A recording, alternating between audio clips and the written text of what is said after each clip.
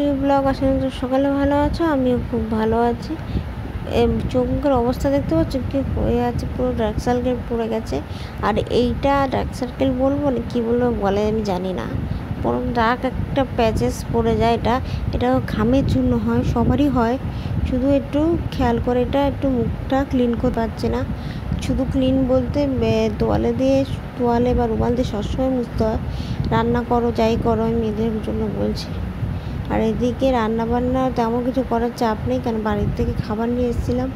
আগের দিন তো জামাই ষষ্ঠী ছিল, এবার মা খাবার পাঠিয়েছে, অল্প একটু দিয়েছে। আমি কেন বেশি আনিনি, কেন বর খাবে না আমি জানি, ও যেটা খাবে সেটা আমি জানি, কিন্তু সব কিছু খাবে না।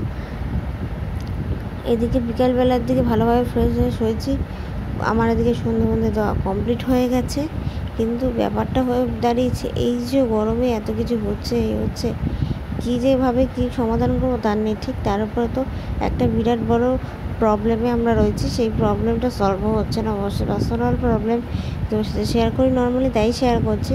ওটা এখনও সলভই হচ্ছে না, এখনও অবধি সত্যি করে ভেবে যাচ্ছি যেদিন সলভ হয়ে যাবে, মানে সিরিয়াসলি বলছি, সেদিন না মানে একটা নিঃশ্বাস ফেলবো, দীর্ঘ নিঃশ্বাস, যে না আমাদের প্রবলেমটা সলভ হয়ে গেছে, ওকে। আচ্ছা, এদিকে জামা প্যান্টগুলো ধাই হয়ে রয়েছে, এগুলো গুছিয়ে আজকেই রেখে দেবো, কেন কালকে যাবো বাড়িতে। মা বাড়িতে যেতে বলছে, আমি গরমে বেরাচ্ছি না একটাই কারণ, কিন্তু তারপরে যেতে বলে তার একটা কারণ আছে, তো তার জন্য আমি বাড়িতে যাব।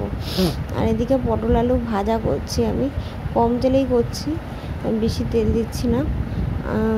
বেশি তেল খাওয়া যাবে না, কারণ আগের দিন স্পাইসেস খাওয়া হয়েছে, আর আজকেও একটু স্পাইসেস খাওয়া হয়েছে দুপুরবেলা, তাই। তো চলো ভিডিওটা এখানে শেষ করছি, আরও অনেক ভিডিও আসবে।